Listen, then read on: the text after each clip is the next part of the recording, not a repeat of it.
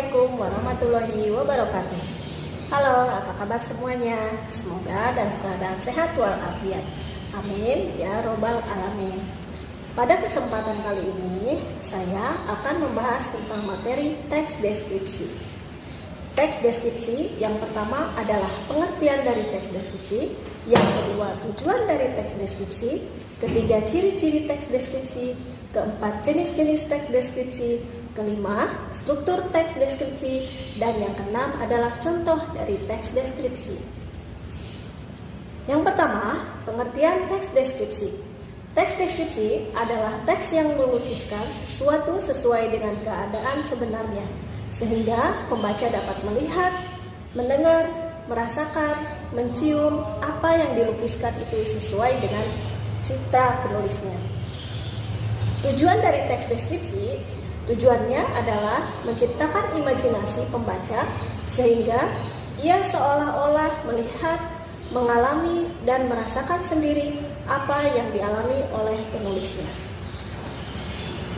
Ciri-ciri dari teks deskripsi: pertama, menggambarkan atau melukiskan suatu benda atau tempat atau suasana tertentu. Kedua, melibatkan panca indera, yaitu pendengaran, penglihatan, penciuman, pengecapan, dan perabaan untuk menggambarkan sesuatu objek tersebut. Ketiga, bertujuan agar pembaca seolah-olah dapat melihat atau merasakan apa yang dideskripsikan dari objek tersebut. Keempat, menjelaskan ciri-ciri objek secara terperinci. Selanjutnya, jenis teks deskripsi. Berdasarkan tujuannya, teks deskripsi dibagi menjadi dua, yaitu yang pertama deskripsi sugestif, yang kedua adalah deskripsi ekspositoris. Deskripsi sugestif bertujuan menceritakan pengalaman kepada diri pembaca karena berkenalan langsung dengan objeknya. Sedangkan deskripsi ekspositoris yaitu deskripsi yang bertujuan memberikan identifikasi atau informasi mengenai objek oleh si pembaca, dapat mengenali objek jika bertemu atau berhadapan langsung. Nah, secara umum, teks deskripsi ini terdiri atas 3 jenis. Yang pertama, deskripsi spasial. Yang kedua, deskripsi objektif. Dan yang ketiga, deskripsi subjektif. Nah, mari kita jelaskan satu persatu beserta contohnya dari jenis teks deskripsi ini. Yang pertama, teks deskripsi spasial, yaitu teks deskripsi yang menggambarkan ruang atau tempat. Contoh, menggambarkan suatu kamar. Kamar berukuran 7 x 8 meter itu sangat nyaman ditempati. Dindingnya dicat warna kuning dengan beberapa stiker tembok bertema kartu. Nah, di dalam contoh deskripsi spasial ini kita bisa menceritakan, kita bisa menggambarkan apa yang kita lihat di dalam kamar atau ruangan tersebut. Yang kedua, deskripsi objektif, yaitu jenis teks deskripsi yang menggambarkan suatu hal atau seseorang dengan mengungkapkan identitasnya. Pantai Parangtritis merupakan pantai yang terletak di Provinsi Daerah Istimewa Yogyakarta. Dibandingkan dengan pantai lainnya di sepanjang pantai selatan, pantai ini lebih dikenal turis. Pantai Parangtritis terletak sekitar 25 km sebelah selatan kota Yogyakarta. Tepatnya pantai ini terletak di Desa Parangtritis, Kecamatan Kretek, Kabupaten Bantul. Sepanjang perjalanan menuju pantai, Anda akan disuguhi pemandangan sawah, sungai, dan bukit. Pantai Parangtritis memiliki ombak yang besar. Ombak pantai dapat mencapai ketinggian 2-3 meter pada musim kemarau. Daya tarik lainnya adalah terdapat gunung-gunung pasir di sekitar kawasan pantai. Gunung-gunung pasir ini lebih dikenal dengan nama gumuk. Di pinggir pantai disediakan payung-payung besar yang dapat digunakan pengunjung untuk beristirahat sambil menikmati pemandangan. Selain itu, terdapat wisata naik kuda, dokar, ataupun motor di sepanjang pinggir pantai. Warung makan dan pakaian berjajar rapi dengan hidangan khas laut. Bagi anak-anak, disediakan pula pemandian umum dengan aneka permainan yang menarik. Bagi pengunjung yang ingin menikmati sensasi mandi air hangat, maka tak jauh di sebelah utara pantai terdapat pemandian Parangweda. Kemudian yang ketiga, teks deskripsi subjektif.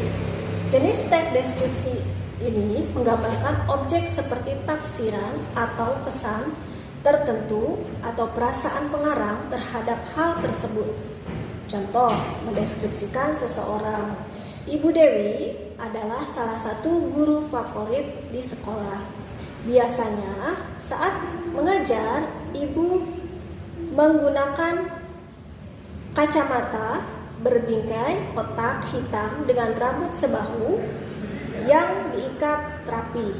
Sebagai guru matematika, Ibu Dewi selalu mengajar di papan tulis menggunakan satu penggaris supaya bisa lebih menjelaskan dengan baik. Kemudian yang berikutnya adalah struktur teks deskripsi.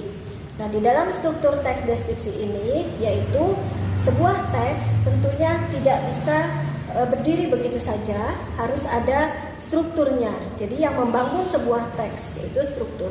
Di dalam struktur teks deskripsi yang pertama harus ada identifikasi. Apa itu identifikasi? Identifikasi itu merupakan penentu identitas seseorang, benda atau lainnya sebagai objek yang dideskripsikan.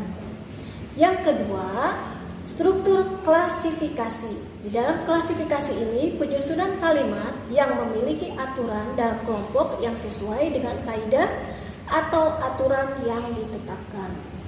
Kemudian yang ketiga adalah deskripsi bagian. Nah, pada bagian ini teks berisi tentang gambaran-gambaran tentang apa yang akan dibahas dalam teks tersebut. Nah, dari penjelasan tadi ada satu contoh teks deskripsi. Nah, silakan kalian simak, kemudian pahami, kemudian dijawab apakah ini termasuk ke dalam jenis dari ketiga jenis teks tersebut. Contoh Gunung Merapi. Gunung Merapi berada di perbatasan Yogyakarta dan Jawa Tengah.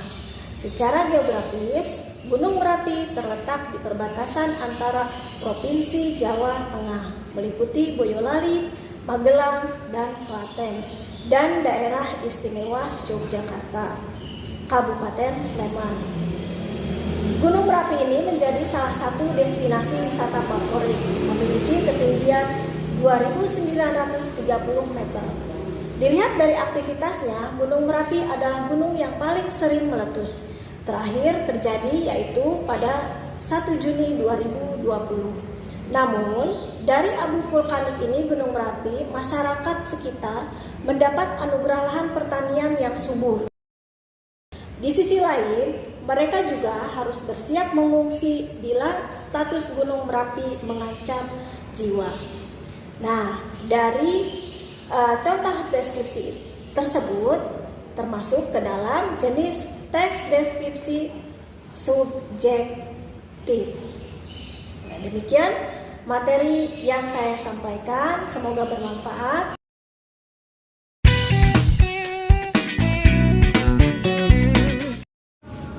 Selanjutnya, materi yang kedua adalah teks prosedur.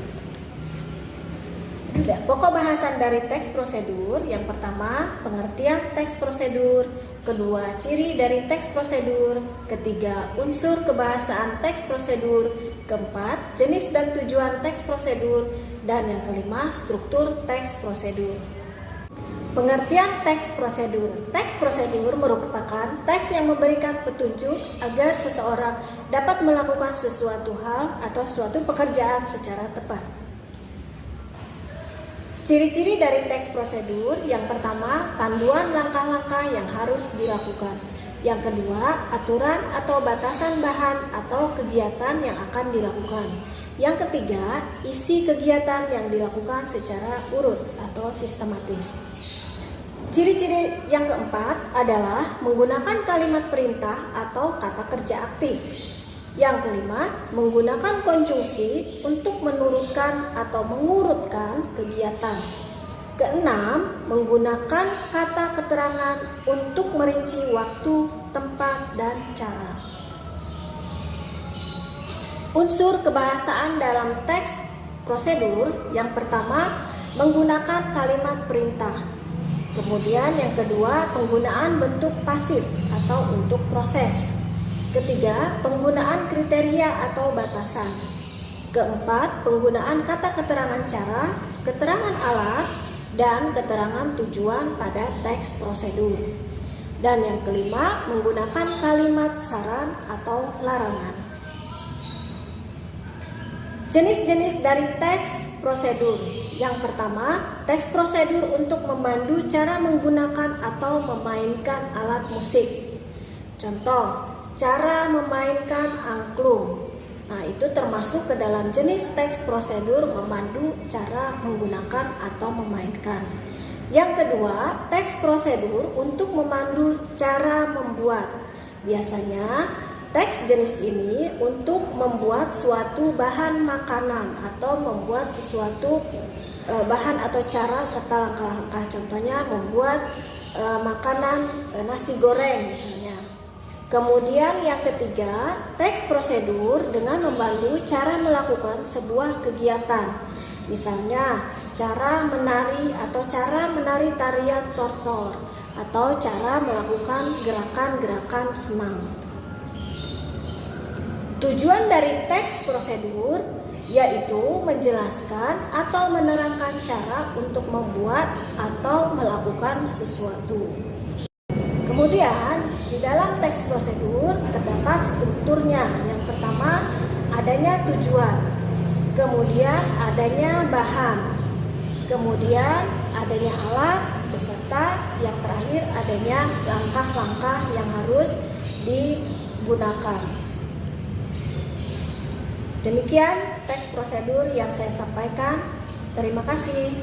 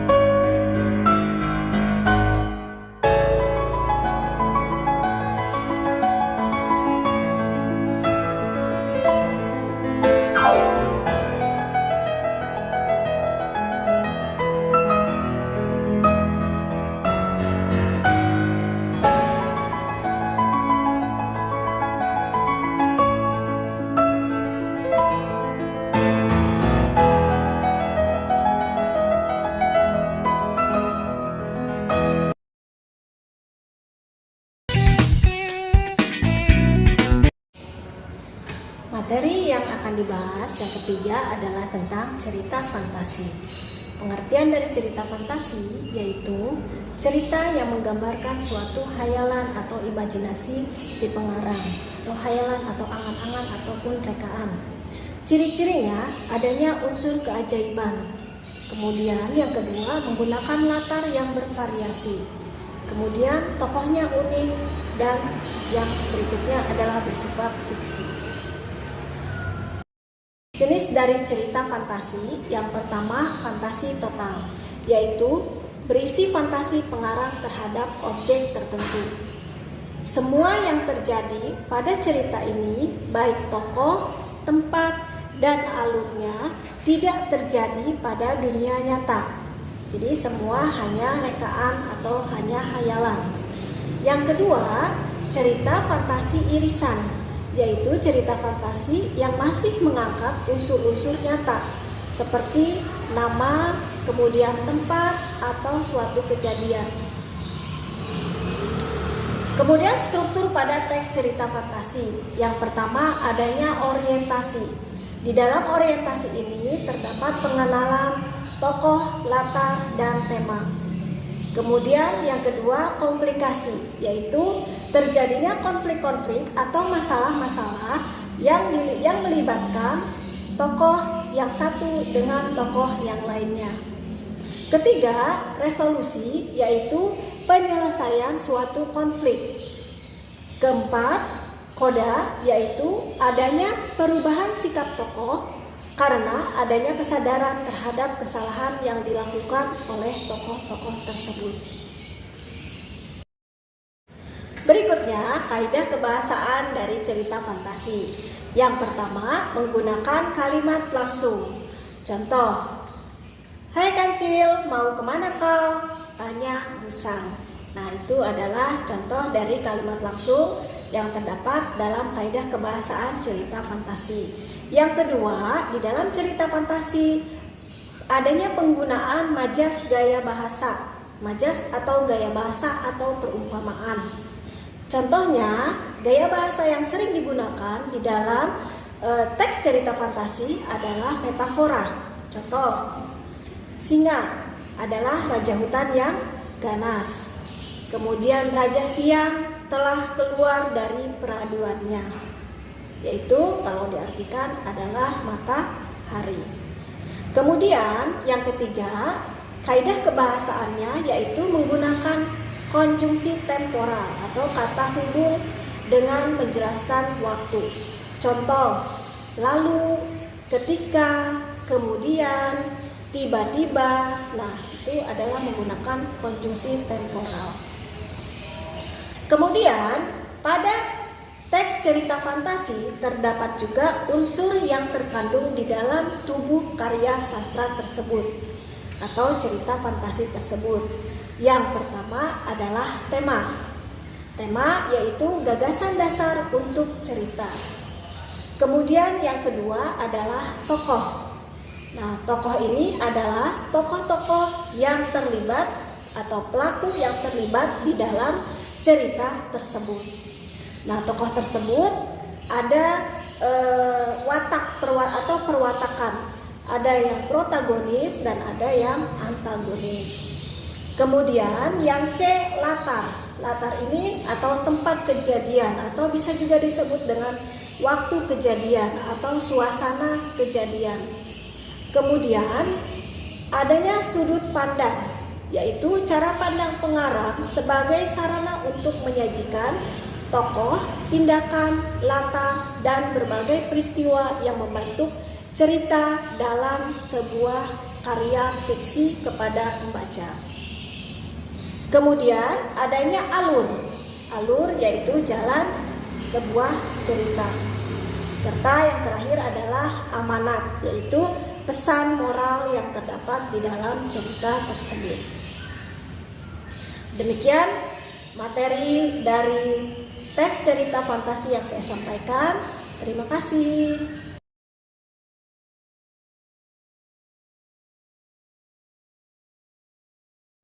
Baik, Ibu bacakan ceritanya anak-anak.